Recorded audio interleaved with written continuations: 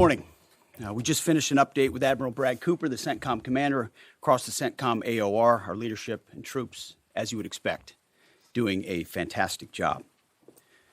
2 days ago, under the direction and direct orders of President Donald J. Trump, the Department of War launched Operation Epic Fury, the most lethal, most complex, and most precise aerial operation in history.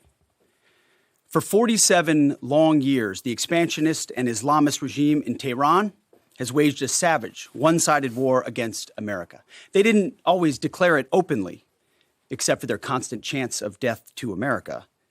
They did it through the blood of our people. Car bombs in Beirut, rocket attacks on our ships, murders at our embassies, roadside bombs in Iraq and Afghanistan, funded and armed by Iranian Quds Force and IRGC killers. My generation of veterans carry the names of brothers who never came home. Brothers butchered by Iranian-backed roadside bombs and well-armed militias, thousands of our own. We didn't start this war, but under President Trump, we are finishing it. Their war on Americans has become our retribution against their Ayatollah and his death cult.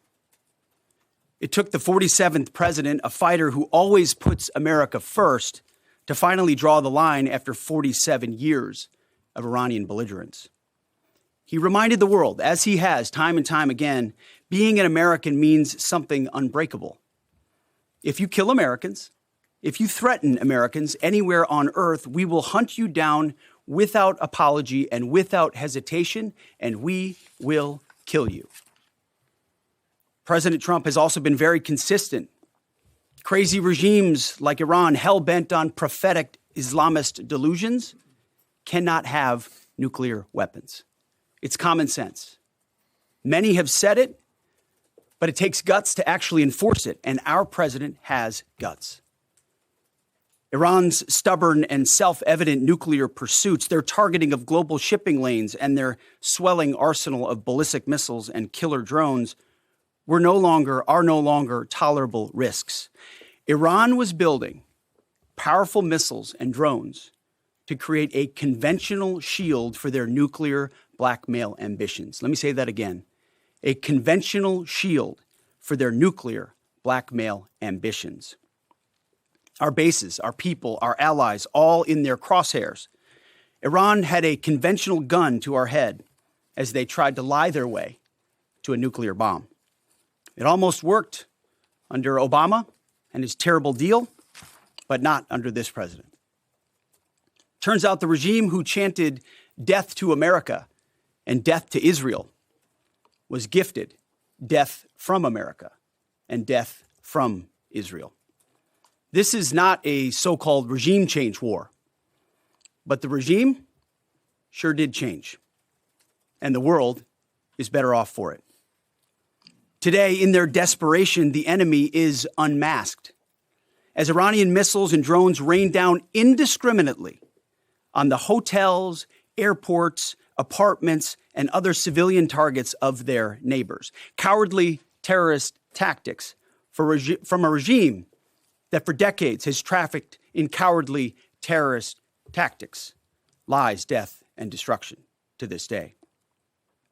The Iranian leadership has built nothing except proxies and missiles and drones and deeply buried nuclear factories and facilities. Peaceful nuclear ambitions do not need to be buried underneath mountains. Last June, Operation Midnight Hammer obliterated their nuclear program to rubble. Afterward, we told them plainly, that's it, now make a deal. They arrogantly refused. We said, rebuild it, and we'll stop you again, this time far worse. Well, President Trump, Secretary Rubio, Steve Witkoff, Jared Kushner, they bent over backwards for real diplomacy, offering pathway after pathway to peace. I watched it. I was there. They tried over and over and over again earnest attempts at peace. The former regime had every chance to make a peaceful and sensible deal. But Tehran was not negotiating.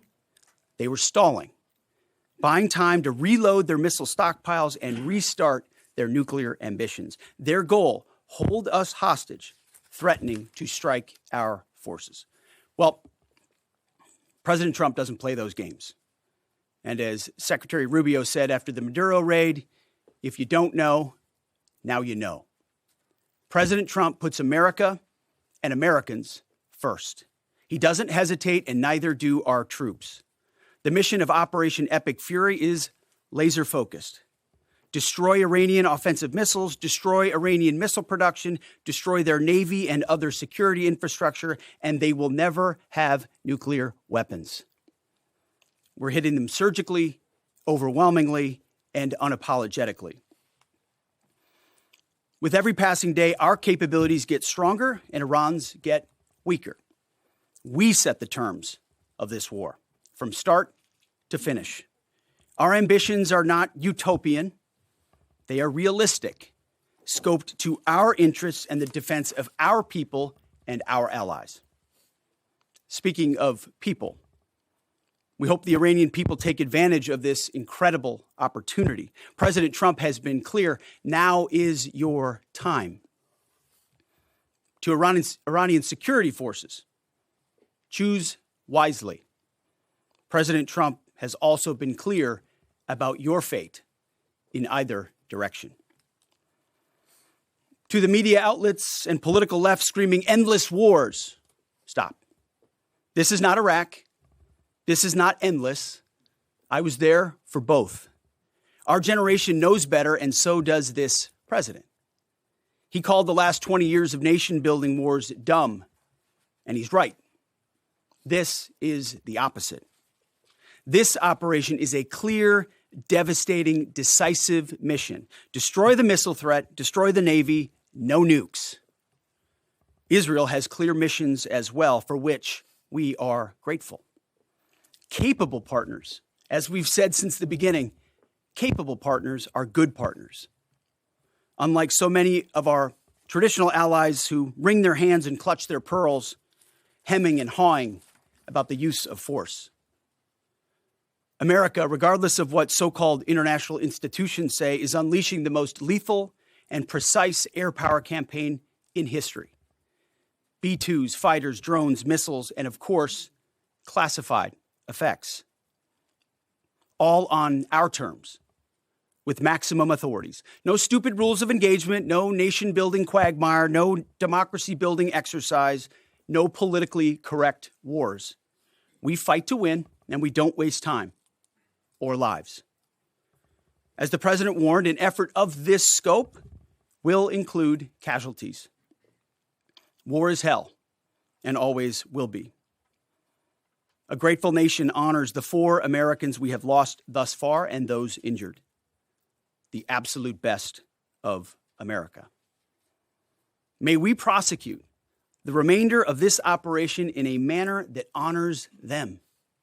No apologies, no hesitation, epic fury for them and the thousands of Americans before them, taken too soon by Iranian radicals.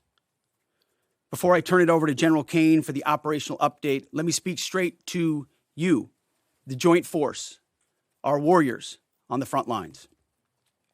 This is your moment. This is the generational turning point America has waited for since 1979, and since the rudderless wars of hubris my generation, our generation, endured. Don't listen to the noise. Just stay focused. Our commander-in-chief is steady at the wheel.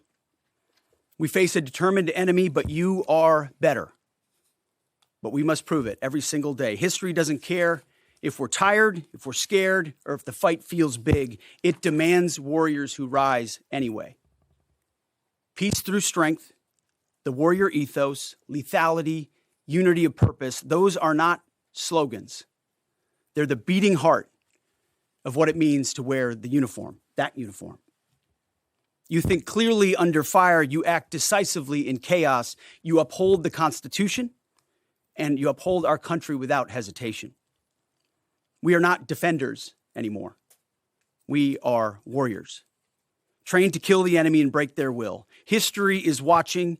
Be the force you swore an oath to be, focused, disciplined, lethal, and unbreakable. We will finish this on America First conditions of President Trump's choosing. Nobody else's, as it should be. And know this above all, President Trump and I have your back, always. Through fire, through criticism, through fake news, through everything. We unleash you because you are the best, most powerful, most lethal fighting force the world has ever seen. May Almighty God watch over you and his providential arms of protection extend over you. Godspeed, warriors, and keep going.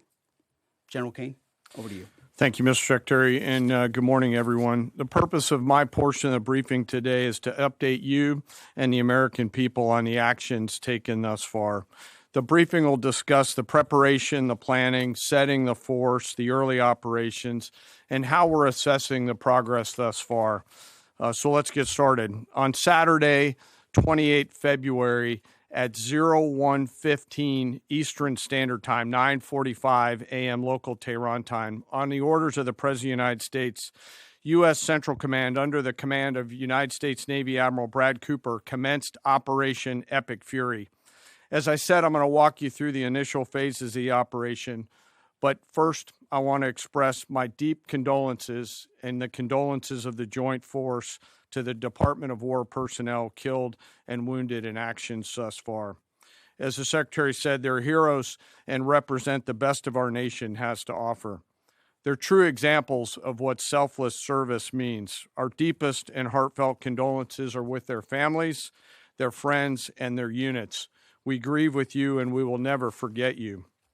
Additionally, I stand here before you today grateful for each service member, planner, logistician, operator across our joint force, for our Department of War civilians, our intelligence community teammates, our interagency teammates who continue to stand in harm's way alongside us. I am proud of all of you as you take the fight to the enemy, and we are the best in the world at integrating, period. I want to extend my personal gratitude to the dedicated commanders and senior enlisted leaders and the enlisted members of the Joint Force who are fighting this fight across the CENTCOM AOR. In addition to Admiral Cooper and Fleet Master Chief Compton, I want to highlight a few today. U.S. Army Central Command Commander Lieutenant General Pat Frank, who, along with his team, are fighting the counter-missile and counter-drone fight. United States Navy Central Command Commander Vice Admiral Kurt Renshaw and his team, who are engaged with the Iranian Navy and projecting American naval combat power from the seas. And United States Air Force Central Command Commander Lieutenant General Derek France and his leadership team, who are crushing Iranian targets from the air. I want to highlight the support to the CENTCOM fight from other combatant commands who are directly involved with this effort, to include U.S. Spacecom, U.S. Cybercom, and U.S. UCOM. I also want to specifically call out United States Transportation Command and U.S. STRATCOM for their contributions to this fight. We cannot project American combat power at the time and place of our choosing without both. And finally, I want to express how deeply thankful I am for the continued service and sacrifice of the entire Joint Force and their families. Their unwavering commitment and dedication are the cornerstones of this effort. So let me start with a few details. First, to be clear, as the Secretary said, this is not a single overnight operation. The military objectives that CENTCOM and the Joint Force have been tasked with will take some time to achieve, and in some cases will be difficult and gritty work. We expect to take additional losses, and as always, we will work to minimize U.S. losses. But as the Secretary said, this is major combat operations. So let me talk about the preparation and the planning. On February 28th, the full strength of America's armed forces came together in a unified purpose against a capable and determined adversary. The United States Army, Navy, Marine Corps, Air Force, Space Force, Coast Guard, and our reserve components integrated across our combatant commands and began coordinated operations with the Israeli armed forces of an unprecedented scale. As the Secretary laid out, our military objectives are clear.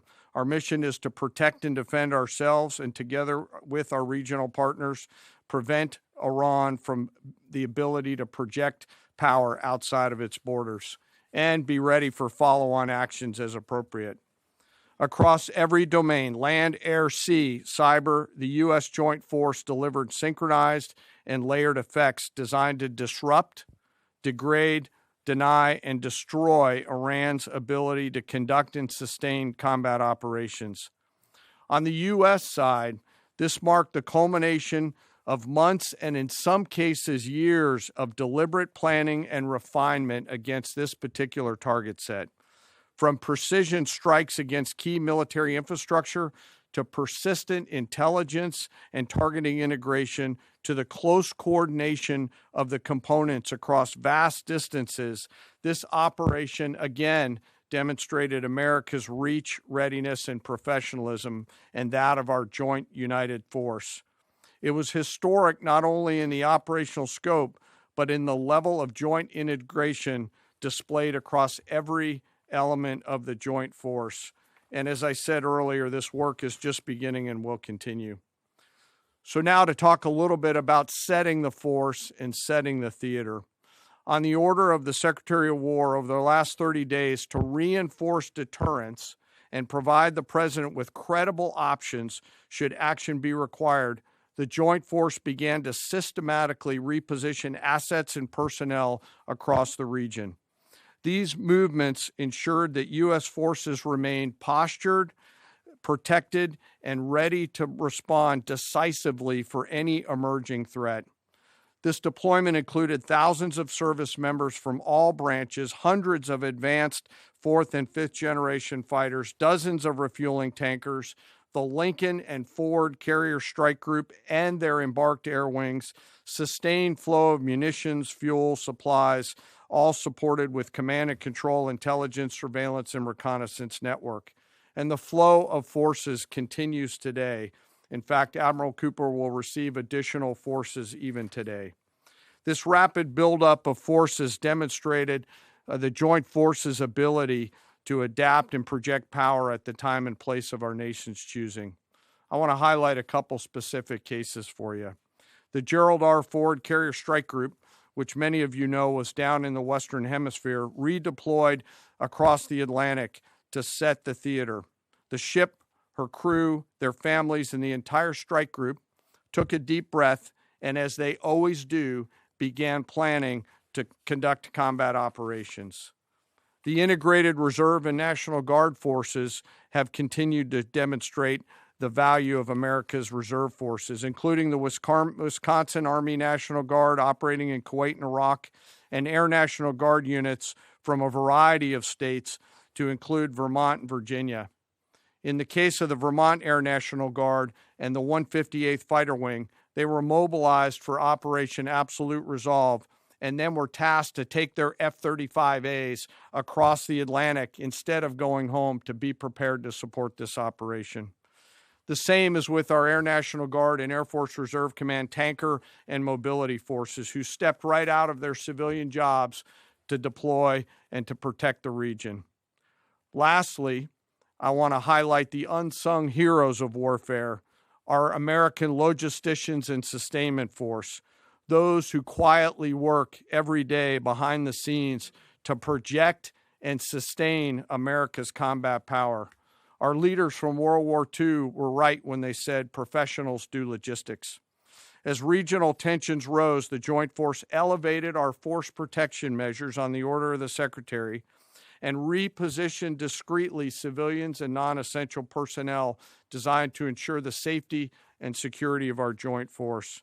By the time operations began, only essential forces remained on our bases and in theater, all ready, capable to respond. So now let me move to H hour. At 3:38 p.m. on Friday, February 27th, the United States Central Command, through the Secretary of War, received the final go order from President Trump. The President directed, and I quote, "Operation Epic Fury is approved. No aborts. Good luck," close quote. In the region, every element of the joint force made their final preparations. Air defense batteries readied themselves, checking their systems to respond to Iranian attacks. Pilots and crews rehearsed their strike packages for the final time. Air crews began loading their final weapons, and two carrier strike groups began to move towards their launching points. Across the globe, our operations centers came alive in Tampa, Florida, here at the Pentagon, and of course forward in the Central Command AOR. As always, operational security was paramount as we sought to maintain and sustain the element of surprise. This operation was highly classified so that at H hour, the enemy would see one thing: speed, surprise, and violence of action. The first movers were U.S. Cybercom and U.S. Spacecom, layering non-kinetic effects, disrupting and degrading and blinding Iran's ability to see, communicate, and respond.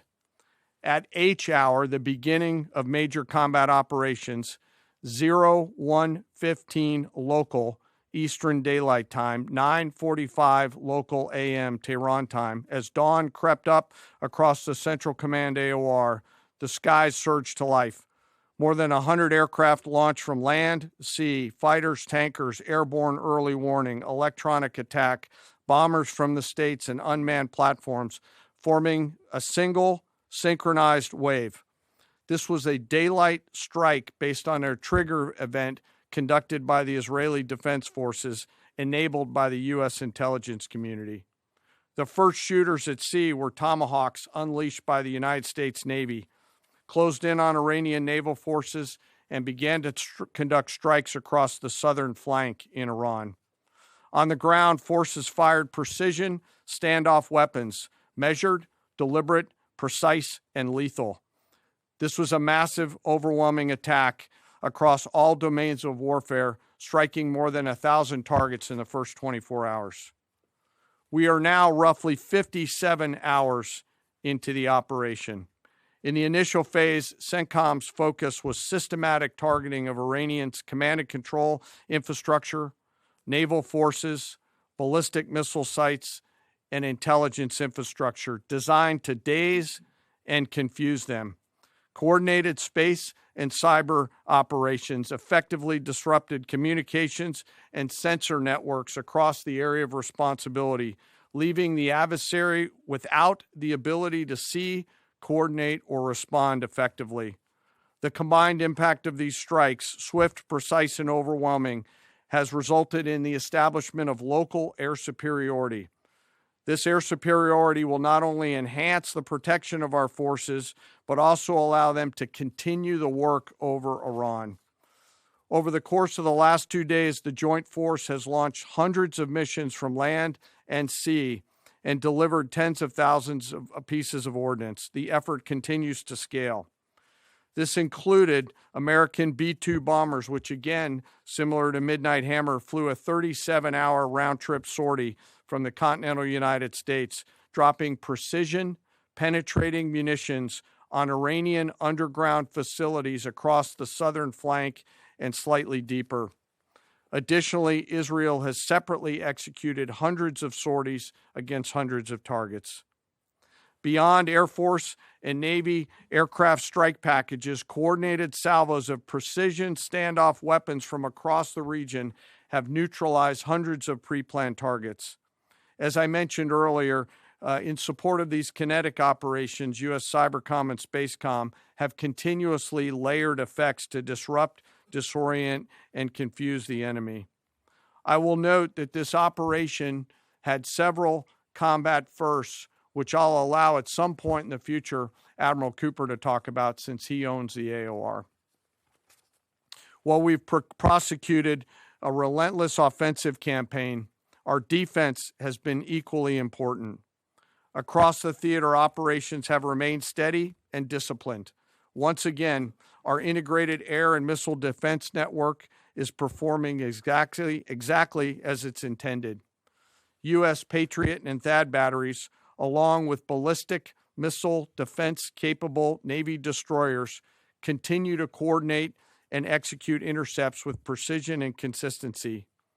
I wish that every American could hear the voice communications like I have as these joint operations centers remain calm, focused, and cool while executing under fire over and over again. Collectively, these systems have intercepted hundreds of ballistic missiles targeting U.S. forces, our partners, and regional stability. The threat from one-way attack UAVs has remained persistent. Our systems have proven effective in countering these platforms, engaging targets rapidly. Each intercept represents hundreds of hours of training, readiness, and technology all coming together to work as designed. We will remain vigilant in the counter UAV fight. And the defense of the region is not ours alone. As the threat grew, our partners surged in beside us. Air defense batteries in Qatar, the UAE, Kuwait, Jordan, and Saudi Arabia joined the fight, proof positive that years of training, trust, and hard-earned integration pay off. I am aware of the loss of 3 U.S. Air Force F-15Es overnight in the region. I am grateful for the safety of the crews, and we know that this was not from hostile enemy fire. As this matter's under investigation, I'll not comment further on this. Let me close. Operations will remain active across the theater and across the globe.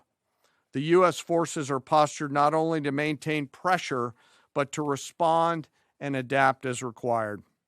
Operation Epic Fury stands as a reminder of what the United States military uniquely delivers: the ability to project power on a global scale with speed, surprise, precision, and overwhelming force when and where our nation requires it.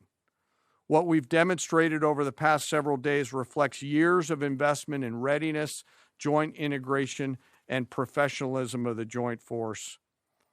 As major combat operations continue across CENTCOM, we remain engaged globally. America's joint force retains the credibility, capacity, and flexibility to respond to any contingency anywhere in the world at any time.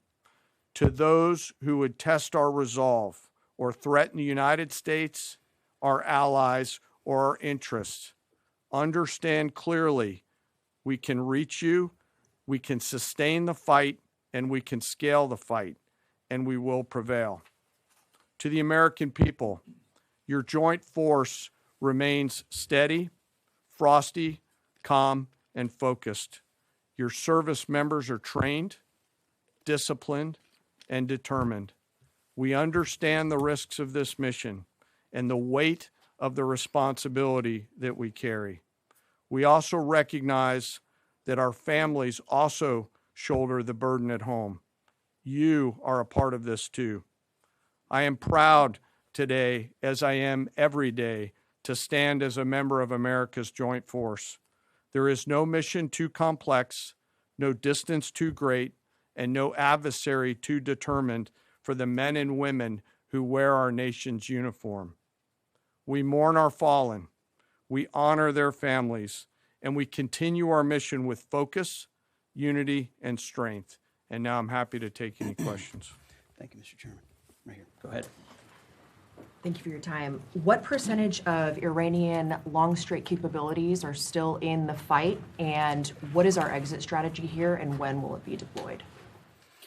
Well, they have long-range strike capabilities, which we are hyper-focused on. The brief we got just this morning, Admiral Cooper knows exactly and precisely what kind of threat matrix he's looking at, the way they might change their techniques, and how we adapt to that. So we're making sure the theater commander has absolutely everything he needs. I mean, one of the things the chairman mentioned is for months and months, even before we built up, we ensured that we had maximum defensive capabilities in theater to allow the president the decision space in the future. So even before this buildup in the last 30 days, we discreetly brought defensive assets in to make sure, understanding that there are Iranian capabilities. As far as time frame, I would never hang a time frame from our perspective. The commander-in-chief sets the op tempo and terms of this fight. As I said, it's on his terms. And we'll make sure that Admiral Cooper and his team have everything they need, not just to defend. I mean, the best defense is good offense. And so we're aggressively pushing into that airspace over that southern flank to ensure that we control it and we destroy anything that moves that would attempt to shoot us. Think of it as shooting the archer instead of the arrows. That's where we want to be. And we have the kind of exquisite intelligence to get over the top, find that and destroy it. It won't happen overnight. This is a big battle space with a lot of capabilities. That's part of the reason why it's such a threat to us. That's why I talk about conventional umbrella to blackmail nuclear ambitions. They were building up this conventional arsenal in order to ensure that no one would ever block them from their ability to get nuclear weapons. So we're very clear-eyed about the nature of this Iranian threat, and we're going to get after it. I don't know if you have anything to add to that, Mr. Chairman. Thank you for the question. The only thing I'll add is that unlike an operation, a single operation like Midnight Hammer or Absolute Resolve, it'll take some time for us to conduct battle damage assessment, and the targeting cycle that CENTCOM will run will take those things into effect. Admiral Cooper will adjust his plan and fires accordingly to ensure that we're attriting that. He's focused on long-range strike capability coming out of the enemy, and that's a key and essential part of it. Of the capabilities that still exist from the enemy front. Yeah, that's what I mean when I say we're still doing BDA. Normally we'd be able to see a singular thing and we'd assess pretty quickly. He's doing offense and assessment simultaneously, so it'll take longer for us to assess than it would in a single operation. Secretary Hegseth, thank you. Reagan Reese with the Daily Caller. 2 questions for you. The president said yesterday in his video message that we will leave Iran when we complete all of our objectives. What are our objectives? And can you share more information on how the soldiers who were killed were killed? Well, I laid out the objectives, as did the chairman. They're completely nested. I mean, Iran has an ability to project power against us and our allies in ways that we can't tolerate. So whether that's ballistic missiles and drones, so offensive capabilities, effectively their Navy, which would attempt to set other terms and impose different costs, drone capabilities, which we laid out there. And ultimately, though, this tying it back to Midnight Hammer, the president has been willing to make a deal. You can't have a nuclear bomb. Radical Islamists can't have a nuclear bomb that they wield against the world. He gave them every single opportunity. Then we precisely took it away. And even then, after that, they didn't have that. They didn't come to the table with a willingness to give it away. So ultimately, those nuclear ambitions, which never ceased, are something that had to be addressed as well. So that's a discrete sense of what's being addressed here to ensure that they can't use that conventional umbrella to continue a pursuit of nuclear ambitions. And then as it pertains to the U.S. casualties, that particular incident was, you have air defenses and the lot's coming in and you hit most of it. And we absolutely do. We have incredible air defenders. Every once in a while, you might have one, unfortunately, we call it a squirter that makes its way through.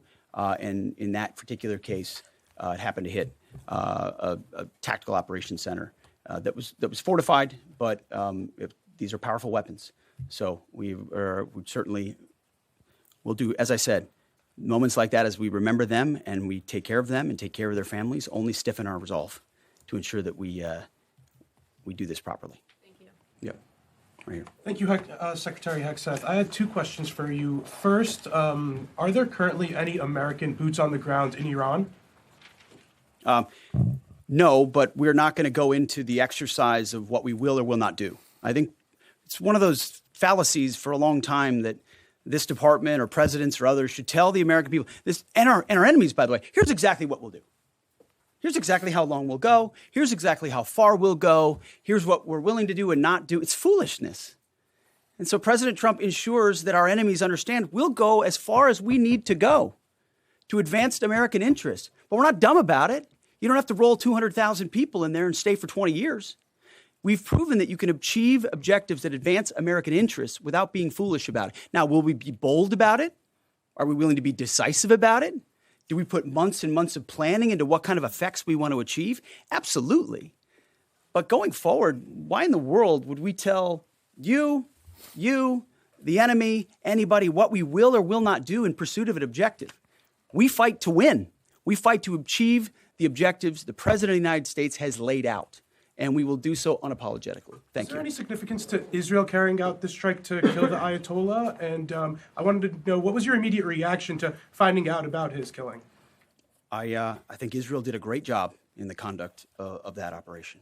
President Trump put a 4-week timeline right on here. it. Are you Please. saying that's wrong? Yeah, thank you. You mentioned during the briefing, General Caine, that there would be additional troops sent to the region. Could you say how many troops currently are involved in this operation and how many additional troops are planned to go in this next phase? I don't want to talk specifics because that would tip the enemy off. We have more tactical aviation flowing into theater just based on the time it took to get it out there. I think we're just about where we want to be in terms of total combat capacity and total combat power for Admiral Cooper. One of the things, though, that a commander, he'll consistently assess the trajectory of the campaign. Is he on or off trajectory? And then make an ask of the joint force, which will then develop options for consideration by the Secretary and the President to either increase or in some cases decrease the amount of combat capability that we have over there. I heard the question about 4 weeks. It's the typical NBC sort of gotcha type question. President Trump has all the latitude in the world to talk about how long it may or may not take. 4 weeks, 2 weeks, 6 weeks. It could move up. It could move back. We're going to execute at his command the objectives we've set out to achieve. And what he has shown an ability to do that other presidents can't quite seem to have the aperture to do, well, I mean, Joe Biden didn't even know what he was doing, is to look for opportunities and off-ramps and escalations for the United States that creates new opportunities to execute what we need on our own timeline. So you can play games about 4 weeks, 5 weeks. He has all the latitude, and I'm glad he does, because there's no better communicator than our president expressing those things. Daily Mail. I've been in meetings with the president for the last 2.5 days. We know exactly where his headspace is, and he will communicate as he should exactly what he would like, and we will follow those orders. And I think everything he said on that is right down the middle. Chairman, did you have Absolutely. evidence Yes, right that there. Iran Yes, would sir. strike first? Thank you very much, Secretary. I left my hometown of Sakis in Iranian Kurdistan in 1996. Can you promise that I will be able to return home safely this year? And I have a following question too, please. I appreciate the question. I'm not here to place guarantees on that, but I think the message the president has given has been clear to the people of Iran. This is your moment. The world was seized by these crowds and then seized by the reality of this regime killing tens of thousands of innocent protesters. So we saw the nature of the regime yet again exposed. We saw many of the Iranian people seek a change there. This is their moment to take advantage of it, for sure. Secretary, you served in Iraq and know that no American soldiers were killed in Kurdistan. The Kurdish people are very pro-American. Will you continue to protect Kurdistan and Peshmerga as loyal ally of the United States? Why I'm asking this question? Because now Kurdistan is under attack by Iranian drones and by proxies in Iraq and on the region. I think I can speak to allies generally in the region who we've been in constant communication with. We have been standing shoulder to shoulder with them, and we appreciate their capabilities. Absolutely. Yes, right here. Hi, thank you. Cameron Arkin with the Daily Wire. My question is about some of the domestic threats, if any, regarding this right now. Have there been any concerns about Iranian sleeper cells, and kind of what has the Trump administration been doing to kind of monitor these All threats? across the interagency, in full coordination. Of course, we're paying attention to any potentialities there. This is a former regime, that seeks to export that ideology and try to sow terror. We're ready for that. We've seen these types of folks before, and the American people can rest assured that we're vigilant on that. Right here. Secretary, thank you. Kind of a follow-up on that last question. There was just this, what appears to be a terrorist attack in Austin yesterday. How does that change the operation at all? What effect does that have? And It doesn't change the operation at all, and I know the authorities are executing exactly the way they should. Secretary Hegseth, and one for Chairman Caine as well. I understand, to your point here, that you don't want to broadcast everything for our adversaries to hear, but the American people also want to know what they're sending their men and women to war for. Is there a concern of this spiraling into a longer war? And then one for the chairman when you're done. Did you not hear my remarks? I mean, we're ensuring the mission gets accomplished, but we are very clear-eyed, as the president has been, unlike other presidents, about the foolish policies of the past that recklessly pulled us in to things that were not tethered to actual clear objectives. So we know. We have plans, we have generals, we have chairmen, we have commanders, CENTCOM commanders, Admiral Cooper, who's executing very deliberately to ensure outcomes that I laid out are accomplished. But we would never, in front of a press pool, lay out how long that may take. The mission for our warfighters, which is what matters to us, is very, very clear. And they're executing it right now violently. And just for the chairman quickly, I have one for the chairman. You said this is not a one-night operation. It will take time to achieve the goals. What would be the goal line here for you? I think the Secretary laid out the military objectives, and that's what we execute against is the military objectives. Last one right here. Thank you, sir. As you've said, there are a large amount of U.S. service members that are in harm's way right now. What is your prayer for them? First of all, my prayer for them is that I do pray for them. My wife prays for them. Our family prays for them. Our cabinet prays for them. None of this is done on a whim. Having been in their boots, having been in their shoes, having been in their flight suits, I know we think about them with every decision that we make and every recommendation that we make to the President of the United States. Those recommendations are made prayerfully. And when I pray every day for them and for this mission, I pray simply for the biblical wisdom to see what is right and the courage to do it. It's going to take courage to follow through on this. There's going to be a lot of noise, and we pray for that, and we hope all of you do as well. Thank you very much. Appreciate it. Thank you.